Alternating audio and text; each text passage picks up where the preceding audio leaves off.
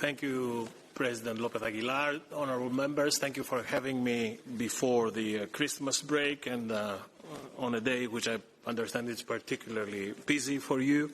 Last time we met on the 3rd of October during my confirmation hearing. The center of gravity of our exchanges was on intentions.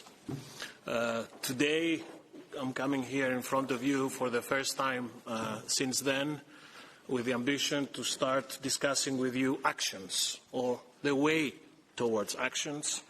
And I repeat now, as I did then, that for me, having a regular, frank and substantial exchange of views with LIBE is vital, is crucial. What I very quickly intend to do tonight is to mention three families of issues. First, migration, asylum and the pact, then security, and then inclusion and the link to the, how should I put it, the non-LIBE part of my portfolio. Starting with migration. I know that I'm speaking to very knowledgeable people here. Europe did a lot on migration, but did not do all. And I think you would agree with me that we now need a step change. President von der Leyen entrusted me with coordinating the work on this new pact on asylum and migration, which is, let's face it, the last missing link, but an important missing link of the overall puzzle that an EU, a comprehensive EU migration policy would represent. The word pact is a very noble word. It's a very noble term. So we have to give it content, as is the case with all noble words and terms. We have to find a new consensus on how we collectively manage and shape the realities of migration. And we also need to make sure through the pact that we can convince our people that Europe is able to deliver on something that is now shaping our way of life, our societies, our behavior, our politics across the globe, across the continent. First, to do that, to move towards the pact, I think it's important that we first listen. And this is precisely what we started doing with Commissioner Johansson. We started from Athens and then we went to Berlin, Paris. We will be in Budapest next Thursday. And we will continue this tour of capitals, and this part of this listening exercise is very much our engagement with your committee. Our impression from these first contacts on the way to the pact, as well as by my discussions with the Minister of Justice and Home Affairs in the Justice and Home Affairs Council on the 2nd and 3rd of December, was rather encouraging. We sense that there is now emerging a shared understanding that we cannot afford to fail on this again. Failure is not an option. And the overall impression we got from this early contact is a convergence around two fundamental notions. First, that the pact will have to be a comprehensive one, a holistic one.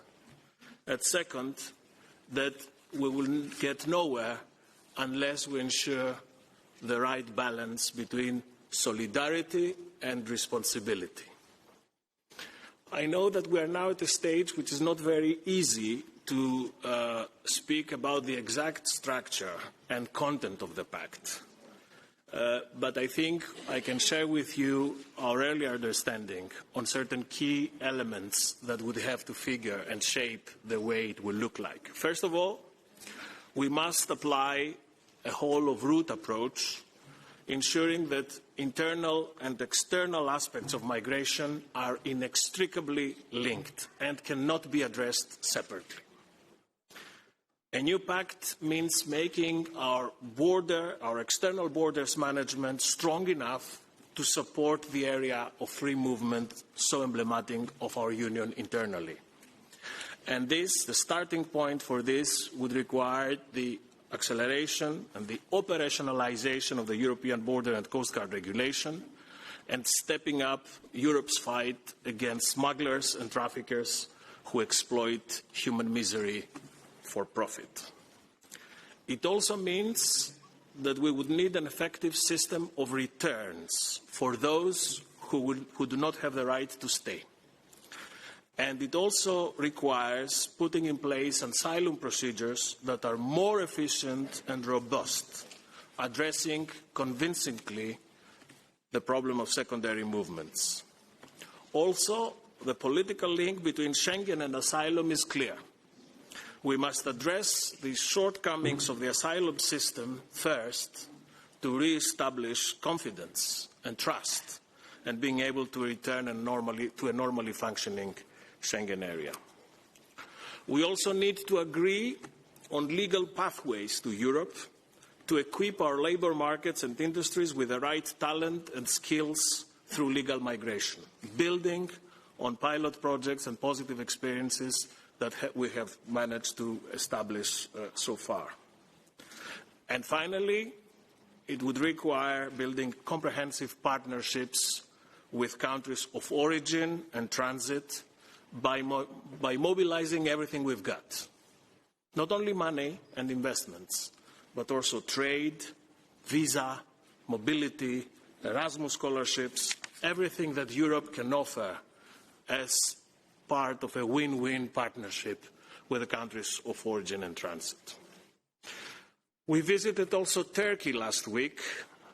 Turkey is a key partner of strategic importance and a crucial player in a volatile region, hosting close to 4 million refugees. No country on earth can host more number of refugees than Turkey today. We reiterated the importance of the EU-Turkey statement, and we have been rather timely to ensure that all 6 billion euros of the facility for refugees in Turkey have now been fully committed. And let's face it, in an increasingly difficult overall context for EU-Turkey relations, migration is one issue which both Europe and Turkey must continue to engage constructively, as the ministers and this House have repeatedly stated. Let me now come to security. Coming to our security agenda, I took a firm commitment with you last October that we will prioritize both traditional and modern threats, and I stand by this commitment. Next year, we will put forward a new strategy for internal security that tackles areas with a strong cross-border dimension, such as terrorism, organized crime and cybercrime, stepping up law enforcement cooperation, and closing down information gaps. Very much linked to this, we will look at Europol's mandate. Let me take this occasion to reiterate the importance of a swift agreement on a regulation to prevent the dissemination of terrorism content online, which we think is essential to halt radicalization and violent extremism. Our security strategy will also include measures to step up the fight against serious and organized crime, taking account of the ways technological progress has modified their operations. And in the fight against cybercrime, we will pay particular attention to the protection of the most vulnerable citizens. Child sexual abuse online has experienced an exponential growth, and we are working on targeted proposals to address it decisively. But the evolving nature of security threats calls for a cross-cutting approach going beyond the typical home affairs perspective of how we came to understand security, and going into the security dimension of policies ranging from digital, energy, transport, financial services, and health. And this is exactly where I see the clear added value of this Vice Presidency portfolio. We will continue to look and enhance our ability to prevent, detect, and respond to hybrid threats. We will continue to engage on improving our interoperability of our information systems, and we will develop a sound approach to fifth-generation networks that is fit for our global age, but also genuinely European. With billions of connected objects and systems carrying sensitive information, it is essential for Europe to ensure the cybersecurity and resilience of 5G networks. Protecting digital critical infrastructure should go hand in hand with protecting our physical critical infrastructure. We will invest in a flexible and risk-based approach to build resilience against all types of threats, from drones to insider threats, and to take better account of interdependencies between essential services. Let me repeat again the commitment I took on back in October, that every single of our future security proposals will integrate by design the full respect of fundamental rights, including the protection of personal data. This is a personal commitment. Fundamental rights will not be an ex post complement to our security work, will be the door that opens everything that we do on security. And in the same way that Europe shall not compromise on our security, we shall not compromise on our values. Dear President, dear colleagues and friends, I am now 10 days into this job, and since day one, when I have started working on this premise of a people-centric or anthropocentric portfolio, I was very clear that beyond the LIBE part of my work, there are important streams of work, chantier, that would need to address, together with the commissioners in charge, further to the ones I have just mentioned. And let me again reassure you that together with Stella Kyriakidis, we'll work towards the comprehensive European Cancer Plan. Together with Maria Gabriel, we will put forward a set of actions to make the European education area a reality by 2025. Together with Nicola Schmidt, we will be updating the European Skills Agenda, filling skill shortages and supporting reskilling and upskilling. And my responsibility in bringing all these elements together is to ensure that we are in a position to woven into one single fabric what a resilient and cohesive society of tomorrow will need. Protection, security, skills, mobility, capacity to cope to a very rapidly changing environment. And it goes without saying that we will present specific proposals for the integration and inclusion of third country nationals.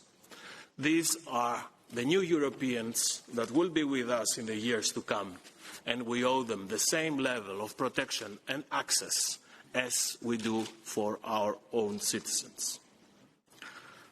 Over the next months, I will work to further crystallize and operationalize each of these work strands, and I will do so in a way that ensures that they complement and reinforce each other, with a central objective of building more stronger, more inclusive, more cohesive, and more resilient European societies. I will seek your involvement and input through every step of this way, starting from the discussion tonight. Many thanks. Thank you so much.